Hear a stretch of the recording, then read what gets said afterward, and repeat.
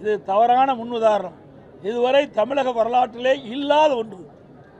இன்றைக்கு எத்தனையோ கட்சிகள் ஆட்சி இருந்திருக்குது, எத்தனையோ கட்சிகள் கருத்து வேறுபாடு வந்து பிரிஞ்சிருக்குது. ஆனால் எந்த தலைவருமே இருந்த இயக்கத்துக்கு வீட்டுக்கு சென்றது கிடையாது.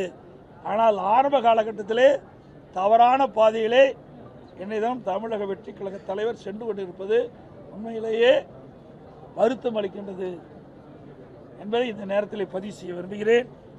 அது மட்டுமல்ல, இன்றைக்கு சட்ட நீதியாக பார்க்கின்ற பொழுது இன்றைக்கு ஒரு பொதுச் செயலாளர், இன்றைக்கு சட்டமன்ற உறுப்பினராக தேர்ந்தெடுக்கப்பட்ட சட்டமன்ற கட்சி தலைவர், அவர்தான் விப்ப கொறடாவை நியமிக்க முடியும்.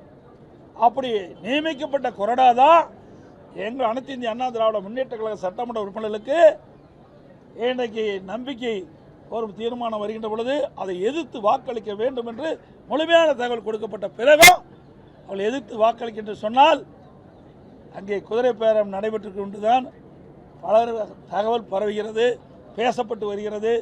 உண்மையிலேயே தூய்மையான ஆட்சி நடத்துவோம் என்று சொல்லிவிட்டு இதற்கெல்லாம் இடமளிக்கின்றார்கள் என்று பார்க்கின்ற பொழுது மக்கள்தான் இதற்கு நல்ல முடிவை கட்ட வேண்டும் என்று இந்த நேரத்தில் தெரிவிக்க விரும்புகின்றேன்.